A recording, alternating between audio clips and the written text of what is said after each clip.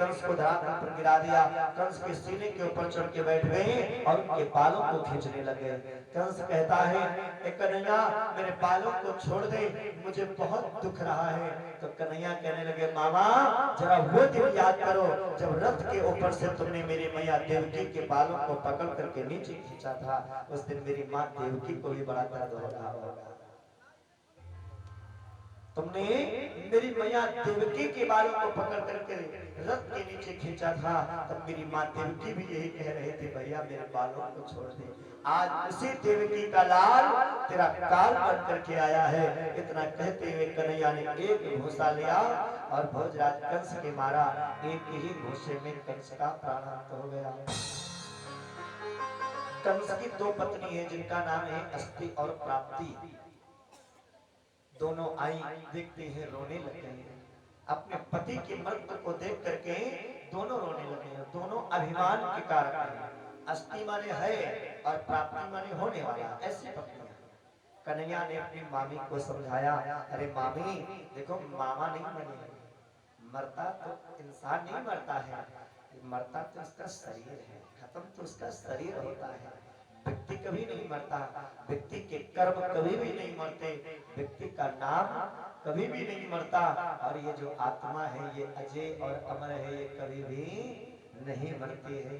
मरता क्या है, ये जो नाशवान शरीर है ये मरता है। भगवान ने समझाया मामी विचार करो जरा, आपने इन वस्त्रों को पहन रखा है, जब ये वस्त्र पुराने हो जाएंगे, फट जाएंगे, गंदे हो जाएंगे तो इन वस्त्रों का क्या करोगे? तो जवाब आया इन वस्त्रों को फेंक देंगे, दूसरे नए खरीद लाएंगे, पुराने हो जाएंगे। तो कन्हैया कहने लगे मामी ठीक उसी प्रकार इस आत्मा ने, जो जीव हमारे आपके अंदर बोल रहा है, इस जीव ने ये वस्त्र रूपी शरीर को पहन रखा है। ये जो शरीर है आत्मा का वस्त्र है, और जब ये अपने कर्मों के द्वारा किए हुए कर्मों से शरीर गंदा हो जाता है, पुराना हो जाता है, तो यही आत्मा इस शरीर को छोड़ करके दूसरा नया शरीर धारण कर लेती है। इसलिए जीव कभी भी नहीं मरता है, वो भी वो कर्मों के अनुसार, कर्म के अनुसार। कर्म गति मैंने बताया था आपको पहले दिन ही कि 100 जन्म का कर्म, 100 जन्म का भी भोग भीष्म पितामह को भोगना पड़ा था, बाणों की सैया पर लेटे हुए थे। तो एक जन्म का नहीं, ये मत सोचिए कि हमने इस जन्म में क्या किया है उसका क्या परिणाम होगा। जितना पाप इस जन्म में करोगे वो सारा अगले जन्म में भोगना पड़ेगा। और एक जन्म का पाप नहीं लगता है, जितने जन्मों तक आपके पाप होंगे। जैसे आपका बैंक बैलेंस जोड़ा जाता है, आपने खूब कमा कमा करके, खूब कमा कमा कर बैंक में इकट्ठा किया है, तो बैंक वाले उसका ब्याज भी आपको देते रहते हैं, मूलधन तो है ही। तो जब तक वो खत्म नहीं होता है, जब तक वो खत्म नहीं होगा तब तक खूब खर्चा करते रहो, खूब करते रहो। ऐसे ही हमारे और आपके पाप होते हैं, कर्म होते हैं, उन्हीं के अनुसार जीवों का जीवन और मरण दोनों होता है। भगवान ने समझाया, अपने मामा कंस का अंतिम संस्कार किया, लेकिन अस्ति प्राप्ति शांति से नहीं बैठे, अपने मायके चली गई। इनके पिता का नाम है जरासंध, बहुत बड़ा राक्षस है, बहुत बड़ा राजा था। भगवान कृष्ण अपनी माता देवकी को, पिता वसुदेव को, नाना उग्रसेन को जेल से आजाद कराया। जैसे ये आज मैया देवकी को जेल से, कारागार से कन्हैया ने आजाद कराया, मैया देवकी लिपट गई कन्हैया से और रोने लग गई। आज माँ का प्रेम उमड़ आया, क्योंकि जन्म लेते ही जैसे मेरे कन्हैया हुए थे, तुरंत वसुदेव जी ने उन्हें गोकुल में पहुंचा दिया था। आज इतने दिन के बाद एक माँ से बेटा मिलता है। दुनिया में जितने भी शब्द हैं, जितने भी रिश्ते हैं, सबको पूरा होने के लिए किसी न किसी के सहारे की जरूरत पड़ती है। लेकिन माँ का एक ऐसा रिश्ता होता है, माँ एक ऐसा शब्द होता है जो जिसे पूर्ण होने के लिए किसी शब्द की आवश्यकता नहीं पड़ती। परिचित जी, अगर पिता भी लिखोगे तो पी और ता दोनों बनाने पड़ेंगे, किसी का सहारा लेना पड़ेगा। पापा लिखोगे तो भी पा का सहारा लेना पड़ेगा, भाई लिखोगे तब भी ई का सहारा लेना पड़ेगा। कोई भी दुनिया का रिश्ता आप बनाइए, उसमें आपको किसी दूसरे शब्द का सहारा लेना पड़ेगा। लेकिन माँ एक ऐसा रिश्ता होती है जिसमें किसी दूसरे शब्द का सहारा नहीं लेना पड़ता। माँ स्वयं में पूर्ण होती है, स्वयं में पूर्ण। सुखदेव जी महाराज कहते हैं, राजा कन्हैया को अपने सीने से लगा कर मां रोने लगे। देवकी मैया कहती है, लाला ये बताओ तुझे कोई मैया जशोदा ने कष्ट तो नहीं दिया, तुझे कोई तकलीफ तो नहीं हुई? नहीं मैया, मुझे बड़ा प्रेम मिला है। आनंद के साथ में कन्हैया ने नाना उग्रसेन को राजा बनाया। मैया देवकी ने कन्हैया का मुंडन संस्कार किया, छौल कर्म संस्कार किया। छौल कर्म संस्कार के बाद विद्या अध्ययन करवाने के लिए भेजा गुरुदेव के वहां। यज्ञोपवीत संस्कार हुआ कन्हैया का, जनेऊ संस्कार। यज्ञोपवीत संस्कार के बाद विद्या अध्ययन करने के लिए गए गुरुकुल में, और सांदीपन मुनि के वहां विद्या अध्ययन करी।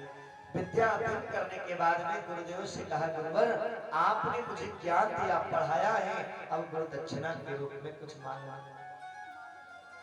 तो गुरु जी कहने लगे, देखो कन्हैया मैं कुछ नहीं मांग सकता, अपनी गुरुमाता के पास चले जाओ, ये कुछ मांग मांगे।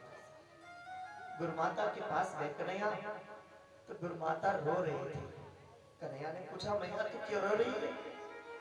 तो गुरुमाता कहने लगी, लाला जब से तू विद्या पढ़ने के लिए यहाँ आया था ना, यही सांदीपन मुनि की कुटिया में सुदामा से मैं करता हुआ इसी जगह पर।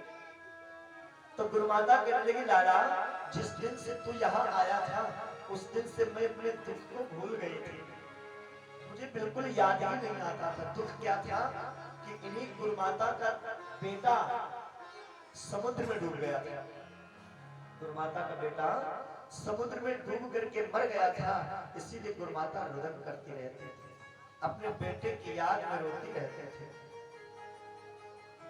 आज कहने लगी, कन्हैया जब से तू आया था मुझे बिल्कुल भी याद नहीं आती थी, अब तू मुझे छोड़ करके जा रहा है तो मुझे वही दुख सताता है कि बार बार मुझे तेरी याद आ रही है। इसलिए अगर देना चाहता है तो मेरे बेटे को ला के मुझे दे। कन्हैया ने कहा, ठीक है, गुरुदक्षिणा तो देनी ही है। कन्हैया पहुंचे समुद्र के पास, आवाज लगाई, यहाँ समुद्र देवता है, क्योंकि एक बार का तो जानते हैं कि प्रभु ने धनुष पर बाण चढ़ा लिया। अब तो पुकार सही आगे, बोले महाराज क्यों बुलाया? आपके वहां हमारे गुरुदेव का बेटा आया है, बताओ कहाँ है वो? समुद्र ने कहा, महाराज मुझे तो नहीं पता है, और मैंने आपके गुरुदेव का बेटा लिया भी नहीं है, मेरे अंदर एक राक्षस रहता है, शायद उसने लिया हो। भगवान ने उस राक्षस की भी खबर ली, कहाँ है वो बेटा? तो राक्षस ने कहा, वो बेटा तो यमपुरी में है, यमराज के वहां है। जैसे भगवान ने सुना यमराज के वहां, प्रभु पहुंच गए यमपुरी। यमराज को आदेश दिया, बुलाया यमराज को। यमराज आ गए, प्रभु को देखा, चरणों पे गिर पड़े, अरे प्रभु आप कैसे? बोले हमारे गुरु जी का बेटा आपके वहां है, उसे ला करके मुझे दो। यमराज कहने लगे, प्रभु हमारे वहां तो नहीं है कोई, जाइए देखिए जाकर के। अब यमराज ने एक बार तक ये नहीं कहा भगवान से कि प्रभु आओ अंदर बैठ लो, थोड़ा चाय नाश्ता कर लो। जानते हो क्यों नहीं कहा? क्योंकि यमराज जानते हैं भगवान का ऐसा प्रभाव है, मेरे ठाकुर का ऐसा प्रभाव है कि चाहे जितना बड़ा पापी हो, चाहे जितना बड़ा नीच हो, राक्षस हो, अगर वो मेरे ठाकुर जी को देख लेगा उसके सारे पाप दूर हो जाएंगे, और जब सारे पाप दूर हो जाएंगे तो हमारी यमपुरी खाली पड़ जाएगी, सब तो चले जाएंगे बैकुंठ धाम को। इसलिए कहा, प्रभु तुम लोग को हम ढूंढ के लाते हैं। गुरुदेव का बेटा लेकर के आए, भगवान को दिया। भगवान ने उस बालक को गुरुमाता को सौंप दिया। गुरुमाता बड़े प्रसन्न हुए, कन्हैया को आशीर्वाद दिया। इधर कंस की जो पत्नी है अपने पिता जरासंध के पास में पहुंची, उनसे कहा तो जरासंध ने भगवान कृष्ण के ऊपर 17 बार आक्रमण किया। एक बार नहीं, 2 बार नहीं, 17 बार जरासंध ने आक्रमण किया भगवान के ऊपर, और 17वां बार भगवान जरासंध की सेना को मार देते और जरासंध को छोड़ देते। तो बलदाऊ जी कहने लगे कन्हैया एक बात बता, तू जरासंध को क्यों नहीं मानता है? तो कन्हैया कहते हैं दादा जरासंध एक ट्यूबलाइट है और इसकी जो सेना है एक कीड़े और पतंगे हैं, इसलिए मैं जरासंध को नहीं मानता हूँ कि यदि मैं इसकी सेना को मारूंगा तो जरासंध पुनः फिर से सेना लाएगा, मुझे राक्षसों को ढूंढना नहीं पड़ेगा, ये स्वयं लाता रहेगा, हम मारते रहेंगे। अगर इसको ही मार देंगे तो हमें सभी राक्षसों को ढूंढ ढूंढ के मारना होगा, इसीलिए प्रभु ने जरासंध को नहीं मारा। इसका एक मित्र है जिसका नाम है कालीवन, जो मलेच्छों का राजा है। जरासंध कालीवन के पास पहुंचा और कहने लगा मित्र आज मुझे तुम्हारी जरूरत है। सारी बात बताई। कालीवन भगवान कृष्ण के ऊपर आक्रमण कर देता है। भगवान कहते हैं कि मैं तुझसे नहीं डरता हूँ, तेरी छूत से डरता हूँ। कालीवन इतना गंदा था कि जैसे ही उसको मथुरा में प्रवेश किया तो मथुरा में सब गंदगी ही छा गई, सारा मथुरा बदबू देने लग गया, इतना गंदा था कालीवन।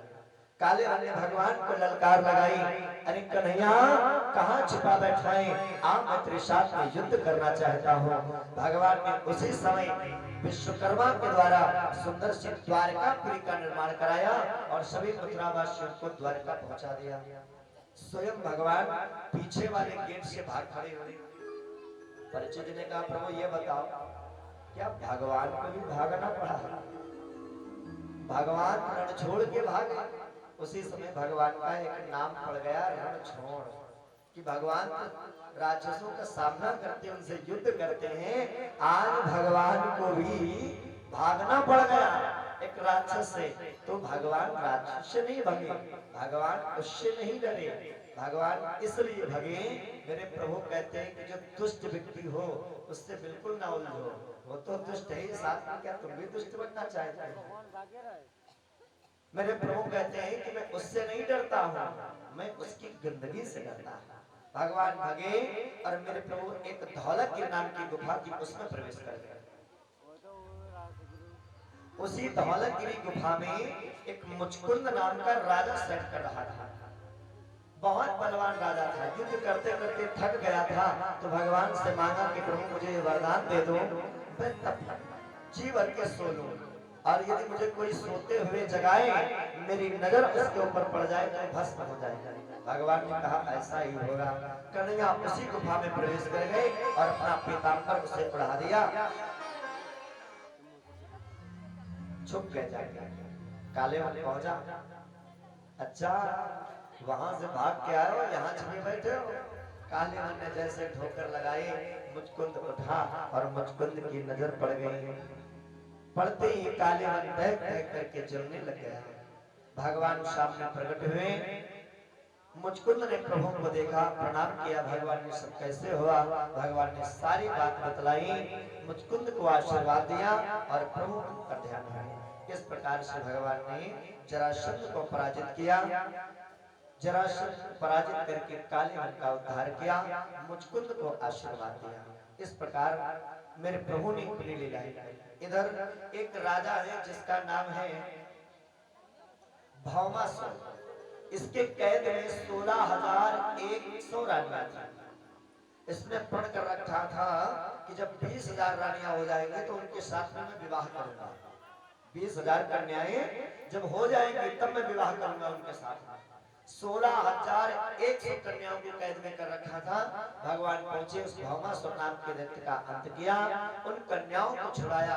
कन्याएं प्रार्थना करने लगी, कन्हैया आज कोई भी जवान बेटी अपने घर से एक दिन के लिए अगर अलग हो जाती है, एक दिन के लिए गायब हो जाती है, तो गांव वाले मोहल्ले वाले जीने नहीं देते।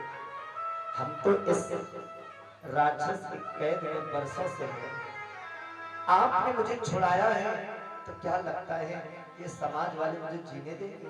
अरे कन्हैया अब आप ही मुझे अपना बना लो। भगवान ने उन 16,100 कन्याओं के साथ में विवाह कर लिया है। भगवान के कितने विवाह हो गए? 16,100 विवाह हो गए। कितनी जल्दी विवाह हो गए? एक दो विवाह नहीं, 16,100 विवाह हो गए। इस प्रकार से भगवान अपनी लीलाएं कर रहे हैं। आए 2 बार जरा हरे नाम संकीर्तन गुनगुनाएं, उसके बाद में भगवान की उद्धव रूपी संवाद, भगवान के विवाह की कथा और सुदामा चरित्र की कथा में प्रवेश करेंगे। और अवध सैया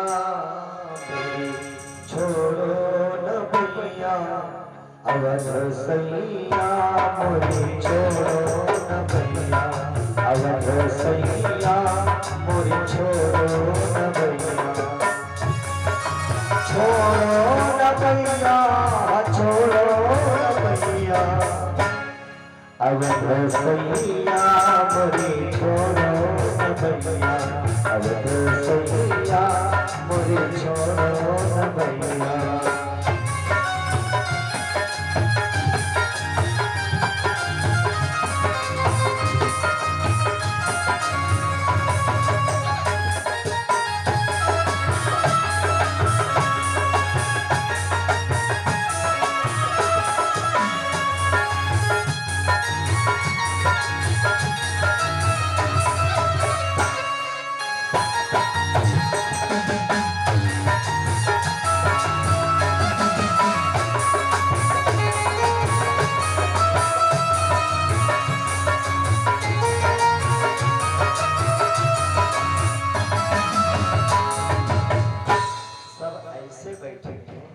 जैसे कोई किसी को देख रहा है, कोई किसी को देख रहा है, कोई सोच रहा है, कुछ सोच रहा है ये कैसे लग रहे हैं, कोई उधर देख रहा है ये कैसे लग रहे हैं, कोई उधर देख रहा है ये कौन वाली साड़ी पहन के आए हैं।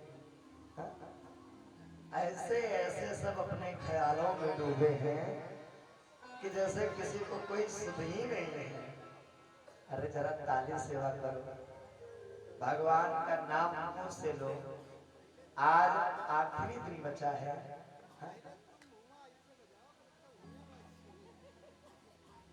तो पहले तुम तो करो। हरि अवध सैया मोरी छोड़ो न भैया, अवध सैया मोरी छोड़ो न भैया,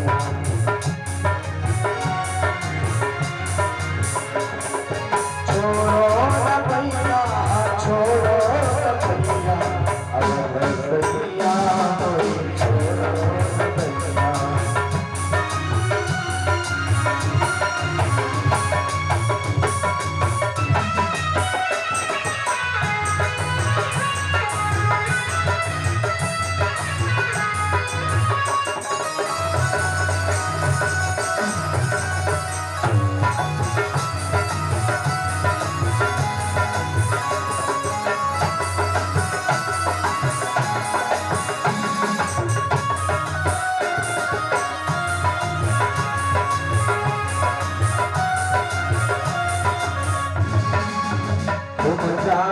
सब अवगुण मेरे, तुम जानत सब अवगुण मेरे, चाहे कोई कितना भी छुपा ले, चाहे कोई जितना भी सोचे कि हमारे अवगुण कोई नहीं जानता, हमारी बुराइयां कोई नहीं जानता, लेकिन ये सब जानते हैं। इसलिए कहो तुम जानत सब अवगुण मेरे। किससे व्हाट्सएप पे चैट होते हैं, किससे फेसबुक पर होते हैं, क्या करते हो, क्या खाते हो, क्या पीते हो, कैसे रहते हो, ये सब जानते हैं। तुम जानत सब अवगुण मेरे, तुम जानत सब अवगुण मेरे, तुमसे ना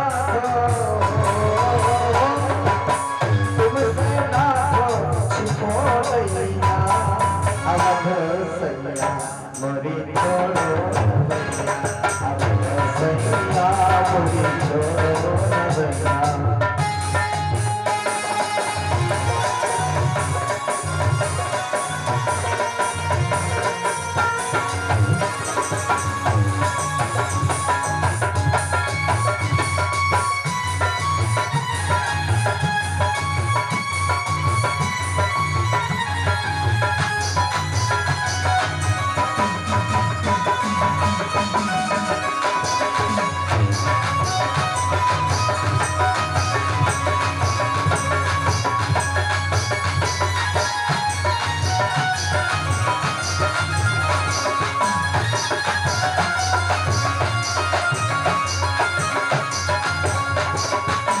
प्रभु नाम की साधु सेवा, नाम की साधु सेवा, नाम की साधु सेवा, विप्रन दान हो, विप्रन दान दियो भैया। कभी ना तो साधुओं की सेवा करी और ना कभी ब्राह्मणों को दान किया है। हे महाराज ना हम की भी साधु सेवा, ना हम की भी साधु सेवा, विप्रन दान हो, विप्रन दान दियो भैया। अनघ सैया मोह छोड़ो न भैया, अनघ सैया मोह छोड़ो न भैया।